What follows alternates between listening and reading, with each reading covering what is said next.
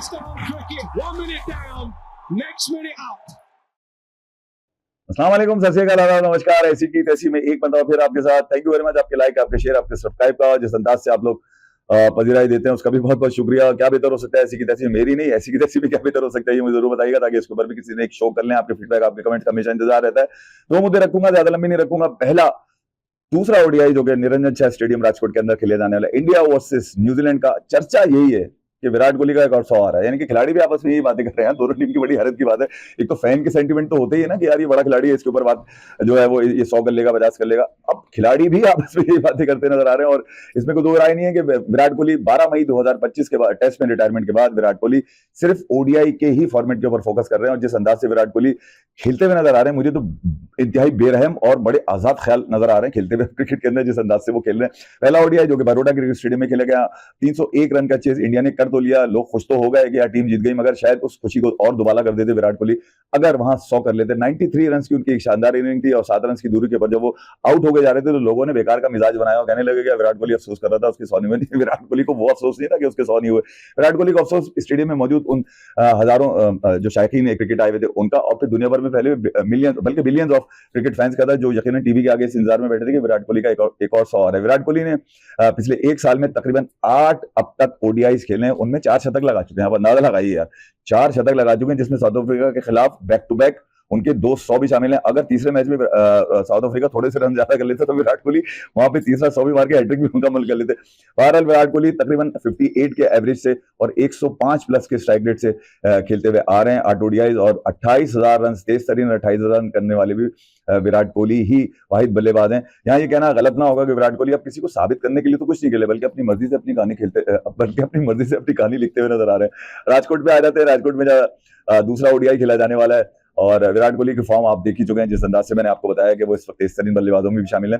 और वहाँ की कंडीशन, वहाँ की पिच यकीनन सबके सामने। विराट कोहली इससे पहले भी 4 हाफ सेंचुरीज मार चुके हैं विराट को, 2013 और आखिरी जो उन्होंने सेंचुरी मारी थी 2023 में ऑस्ट्रेलिया के अगेंस्ट मारी थी। तो यहाँ विराट कोहली यकीनन कोशिश यही होगी विराट कोहली की कि यार जो उनके फैंस हैं वो मुतमईन रहे कि यार वो यहाँ 100 करेंगे, क्योंकि अब सवाल तो पता नहीं है कि क्या विराट कोहली वहां करेंगे। मैं तो सिर्फ ये बोलूंगा कि विराट कोहली की फॉर्म को देख के मैं तो सिर्फ ये कह सकता हूँ कि विराट कोहली जब खेलते हैं तो रिकॉर्ड टूटते नहीं है बल्कि खाक में मिल जाते हैं। निकलो तुम्हारी ऐसी की तैसी एक और 100 के लिए विराट कोहली के तैयार हो जाओ। कल निरंजन शाह स्टेडियम राजकोट के अंदर आ रहे हैं विराट कोहली के। बहरहाल ये तो वो मुद्दा था जो यकीनन सेकंड ओडीआई को लेकर था इंडिया वर्सेस न्यूजीलैंड को, मगर जो असल मुद्दा चल रहा है इस वक्त T20 वर्ल्ड कप को लेकर, वो सबसे ज्यादा तशवीश में होता जा रहा है और मुश्किलात बढ़ती जा रही है आईसीसी के लिए। इस वक्त आईसीसी और बांग्लादेश क्रिकेट बोर्ड के दरमियान बड़ी घमसान की जंग जारी है। मतलब मैं यूं कहूंगा कि यार आईसीसी भी परेशान है और उसको अपनी गैर जानबदारी भी साबित करनी है, और साथ साथ बांग्लादेश क्रिकेट बोर्ड की भी जो इश्यूज हैं उनको भी रिजॉल्व करना है। मेरे ख्याल में आज ये कहा गया कि बांग्लादेश क्रिकेट बोर्ड और आईसीसी के दरमियान कोई वीडियो लिंक के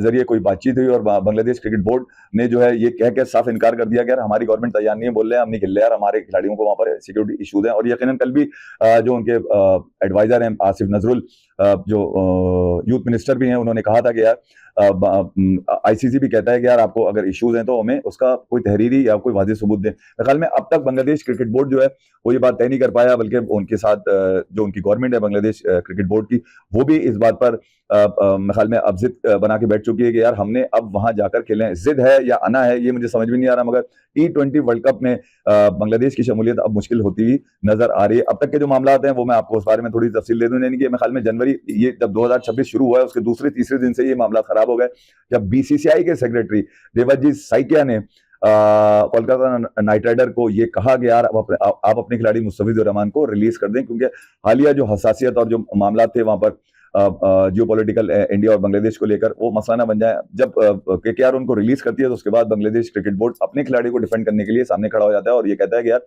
जब हमारा एक खिलाड़ी किसी लीग में या वहां पर इंडिया में महफूज नहीं है तो पूरी की पूरी टीम को किस अंदाज से लिया जाएगा। उसके बाद कई मामला चलते हैं और कहीं ना कहीं इस बात की कोशिश की जाती है कि बांग्लादेश को किसी तरह मना लिया जाए, मगर अब तक के जो मामला यहाँ तक जो पहुंचे हैं वो यकीनन कहीं ना कहीं बड़े संगीन होते जा रहे हैं। मुझे याद है अच्छी तरह के बांग्लादेश क्रिकेट बोर्ड ने आईपीएल जो वो दिखाते थे, सालों से दिखा रहे थे, एक मतलब आईपीएल के ब्रॉडकास्ट के ऊपर इंडियन प्रीमियर लीग के ब्रॉडकास्ट पे पाबंदी भी लगा दी है। और साथ साथ उन्होंने आईसीसी को जो अपना मुद्दा दिया वो ये दिया कि भैया हमारे मैचेस जो है ना श्रीलंका श्रीलंका शिफ्ट कर दो। और उसके बाद आईसीसी ने कहा कि यार श्रीलंका में वेन्यूज का बड़ा इशू है, एकदम बड़ा मुश्किल हो जाएगा, हम स्केड्यूल अनाउंस कर चुके हैं, आइटनरी भी आ चुकी है। इस पर बांग्लादेश ने कहा कि यार ऐसा कैसे हो सकता है कि हम अपना जब सीजन शुरू हो रहा था हमारा बांग्लादेश का, तो हमने आइटनरी रिलीज की थी, उसमें इंडिया ने बांग्लादेश आके खेलना था और हम वहाँ T20 वर्ल्ड कप में आने के लिए बिल्कुल तैयार थे। और उसके बाद जिस अंदाज से हमारे खिलाड़ी के खिलाफ वहां पर बीसीसीआई ने किया है वो बिल्कुल गलत है। और अगर हमारी एक खिलाड़ी को सिक्योरिटी रिस्क है तो पूरी टीम को संभालना और फिर हमारे क्रिकेट फैन को संभालना बड़ा मुश्किल हो जाएगा। और ये मामला चलते रहे, मैं आपको बता रहा हूँ, इस कदर संगीन हो चुके हैं कि अभी बांग्लादेश प्रीमियर लीग जो चल रही है वहां पे मोहम्मद नबी से जब सवाल हुआ इस हवाले से मुस्तफिजुर रहमान के, तो वो गुस्से हो गए, गुस्सा हुआ और उन्होंने कहा यार ये कौन सा सवाल आपने मुझसे कर लिया, ये इस सवाल की इजाजत आपको नहीं है, ये सवाल आप मुझसे ना करें। मोहम्मद नबी ने उस सवाल का जवाब भी नहीं दिया। और उसके बाद आज जो खबर आई है वो ये आई है कि यानी कि क्रिकेट की आसमानी किताब जो जिसको मैं कहता हूँ ये स्पेन क्रिकेट इन्फो, वो भी आज इस बात को कोट कर रही है कि अमेरिका के जो 4 पाकिस्तानी खिलाड़ी हैं, जिसमें अली खान बहुत अहम है, शायान बहुत अहम है, उसके अलावा 2 खिलाड़ी और भी हैं, उसके अलावा इटली में भी कई पाकिस्तानी खिलाड़ी हैं, सिकंदर रजा जो कि जिम्बाब्वे के जो कप्तान भी हैं वो भी पाकिस्तानी निजात हैं। तो उनके वीजों के भी बड़े इशू वहां पर आ रहे हैं कि आईसीसी को ये अब शिकायत भेजी गई है कि जो बीसीसीआई है उनके वीजों में अभी तक ताखीर कर रहा है और उसका अभी तक कोई जवाब नहीं आया। यकीनन ये T20 वर्ल्ड कप जहां होने के लिए लोगों को खुशियां हैं, मेरे जैसे आदमी जो क्रिकेट का फैन है उसको भी खुशियां हैं, वहां कहीं ना कहीं तनाज़ात की जद में है इस वक्त। इस मामले की सूरत हाल क्या होगी, क्या मामला जाके ठहरेंगे, ये कहना अभी कब वक्त होगा। मगर आईसीसी के ऊपर सबसे बड़ा मसला ये है कि आईसीसी ने अपनी गैर जानिबदारी साबित करनी है। क्या बांग्लादेश अपने वेन्यू लेने में कामयाब हो जाएगा? क्योंकि पाकिस्तान क्रिकेट बोर्ड ने भी सुनने में आया था कि वो कह रहे थे कि यार हमारे वहां करा लो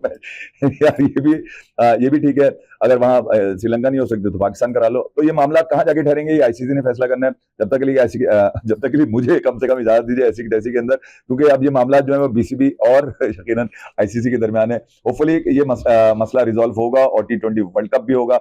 ये भी मैं आपको बता दूं, बांग्लादेश ने अपने तकरीबन 4 मैचेस खेलने हैं, 3 मैचेस जिसमें कोलकाता में इटली के साथ, इंग्लैंड के साथ और वेस्ट इंडीज के साथ 3 मैचेस कोलकाता में, और 1 मैच उन्होंने मुंबई जाके नेपाल के साथ खेलना है।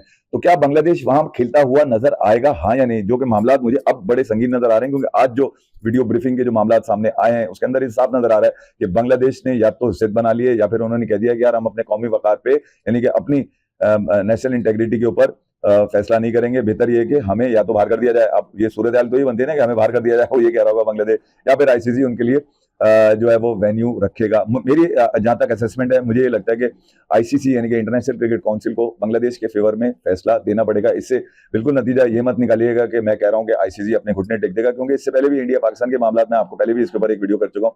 मुझे ऐसा लगता है कि इंडिया पाकिस्तान के मामला थे तो हाइब्रिड मॉडल हुआ और यकीनन आईसीसी ने जब वो फैसला उनके हक में दिया इंडिया और पाकिस्तान के, तो यकीनन बांग्लादेश की डिमांड भी तकरीबन एक ही जैसी है। अब आईसीसी किस जद में, ये तो आईसीसी बेहतर इस बात का सोल्यूशन निकालेगा। ऐसी की जैसी में थैंक यू वेरी मच, अपना बहुत ख्याल रखिएगा, अल्लाह हाफिज। Pakistan cricket 1 minute down, next minute out.